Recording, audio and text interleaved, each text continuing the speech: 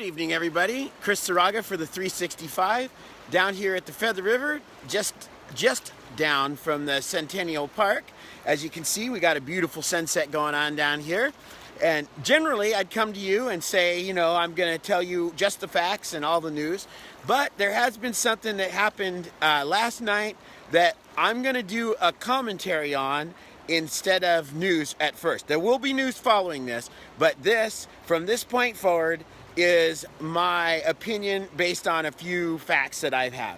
So, last night, Congressman LaMalfa had a town hall meeting at the State Theater. That it was intended that people could go there and speak their minds and get anything that they wanted off their chest or speak directly with their representatives. I'm going to set my notes down here for a second so I'm not holding those while I'm talking. What happened was a lot of people were there and they were very disruptive. They came from all kinds of places. I had hoped that they were just from out of town, just from other towns. They were not. Some were from our own town. They managed to make the entire meeting fall apart, essentially. No one was able to be heard at all. That, to me, says that those people don't actually want democracy. One of the things that I hold highly in esteem, if you can't tell from my news channel, I like things, all things being neutral, everyone being heard, everyone being said. What happened last night, I will say right out now, was a disgrace. It was dishonorable, and it has nothing to do with the America that I know and love. The people of Oroville are better than that. I know. I was here when we all evacuated. I was here when everybody helped each other, and I was here to record it all and watch all the great acts of everybody helping each other.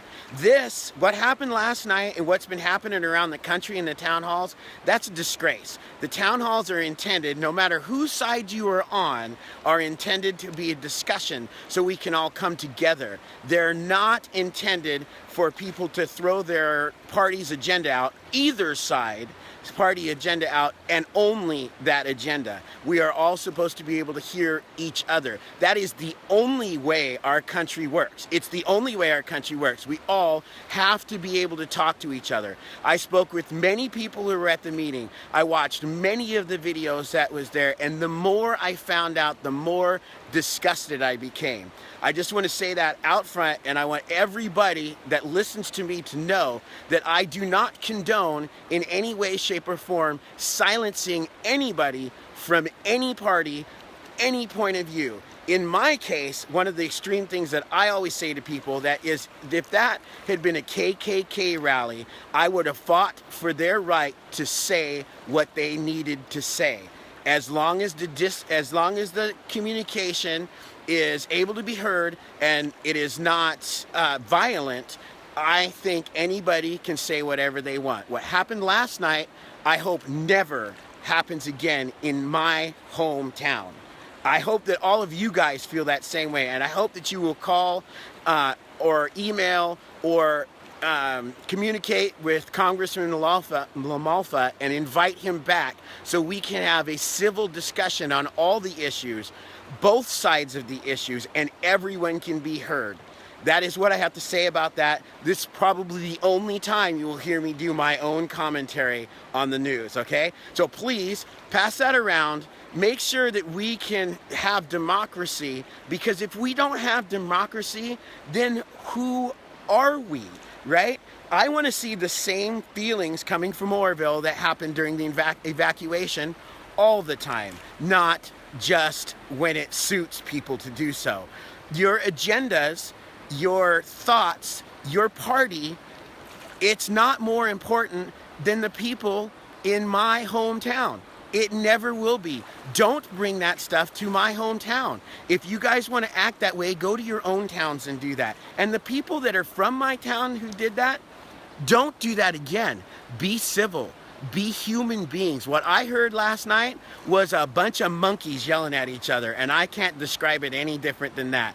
I don't ever want to hear that again. I am so glad that I decided not to be there and report on it, because I was not able to remain neutral, obviously. So, that being said, let's get to the water behind me. So, what you're looking behind me, this is at Centennial Park. If you're just joining me now, what you're looking at behind me is approximately 30,000 cubic feet a second of water. That is down from the total last night. That is, I do not know if that's what that's in response to, but I can tell you that right now that the inflows are about 32,000 cubic feet a second. As you can see, there's a slight raise in the amount of water that it will be going into the reservoir. And the reservoir is right now at 862 feet.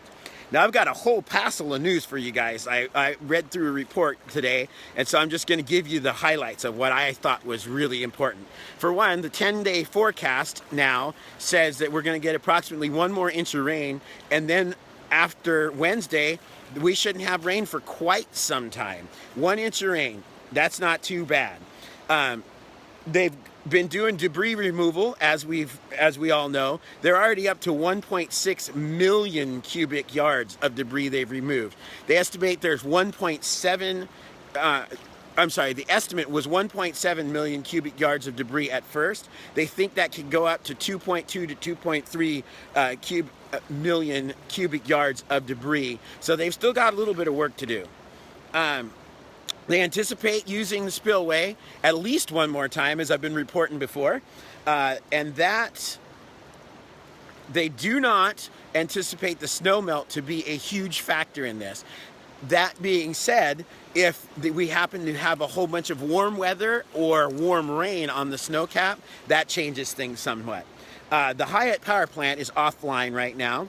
They have turned off Pinstock 1, which is a fancy name for a tunnel that diverts water to 3 turbines. Units 1, 2, and 3 are off, along with 4, 5, and 6. Unit 1 has been down and is being repaired. There's a plan to repair it. 2 and 3 are undergoing maintenance, and they plan to put 2 and 3 back up by the end of May. The DWR has plans for Unit 1 to be fully operational by the end of the year, and 4, 5, and 6 will be operational once the power lines are rerouted. So that's within a couple weeks, they believe on that. There's great news up there. They've bid out and awarded a bid in record time. Another quick little aside here is I've been doing some work at my own at my own county buildings to try to get a couple contracts, and the DWR somehow managed to get their contract out and awarded in months faster than I did on very small contracts. So my hat is off to you guys, and so is my hair. The priority with the new contractor, that contractor is, I'm going to try to say this, I'm not very good with pronunciations, Kiewit Infrastructure West. They awarded a bid for $276 million. I'll say that one more time. $276 million. That's a lot of money. Their plan is to make the primary spillway gates be able to handle 270,000 cubic feet of water per second. You heard that right, 270,000 cubic feet of water per second. And then the base of the spillway to be able to handle 100,000 cubic feet of water by November 1st. They're also going to be filling in the gap with concrete, the big hole that was made, and in 2018, they have additional work that they're going to do to strengthen the top portion of the spillway and reinforce the emergency spillway during the whole time. This was another really interesting fact I saw here. They plan on running 500 to 1,000 truck trips per day through our roads. So they're definitely looking at fixing the roads as this is ongoing, but 500 to 1,000 trucks a day. That's going to be a huge amount of traffic and a huge boon for our economy. I mean, you got 1,000 people a day at least having to eat and do that stuff. That's going to be good for us. The recreation and tourism, I was happy to see that that's still going on. There's a group that have been meeting talking about that. They want to promote the lake and clarify that it's going to be open except for the area around the spillway during the construction. They also want to make sure that we all know that the spillway, boat ramps, and parking lot will be closed for the next 2 summers. That's a bummer. And a portion of the Brad Freeman Trail, though, will be rerouted and hooked up to the Dan Beebe Trail at some point, and we'll be allowed to use that again for all our normal recreational things that we do there. As I like to make sure that everybody knows, there's going to be a community meeting by the DWR that is on April 24th, I believe, that April 24th at the Butte County Fairgrounds. There's going to be other ones, and I don't have the dates or times for that, but as soon as I do, I'll let you guys know. And lastly, I have announcement for just us is that today I bought a new drone. So that will get here within a week, and then I will be flying everywhere that I can around here. This other drone is smaller, lighter, but has all the same capabilities. So make sure that you get your requests in on where you want to have me fly, because I've got a couple requests in that I'm going to do the day that I get that drone. So it'll be awesome to see. I always love giving you guys a different perspective of what we see every day, and also being able to be almost like a watchdog on what you guys think is or is not happening up at the dam. So I really enjoy that. So let me show you around real quick, like I like to do each day. That way is, well, I'm at Oroville, but that way is the dam, right? Right across the way is the fish hatchery. Almost forgot where I was at there for a second. And then down that way is Bedrock in Marysville, but I'm not going to keep you pointed down that way because we got a really nice sunset going on there. As you can see behind me, as I've been rambling on these few minutes, you can see the water is flowing past this area quite well. It's up quite high, and it's lapping against the rocks at my feet as it has been. So this is actually down a little bit from yesterday, but still I would not go swimming in there or do anything dangerous near the water. Come down here. There's a lot of people enjoying the area down here, making use of the trails that are not underwater. So I think that it's safe enough to do that. Just make sure you stay away from the water as much as possible.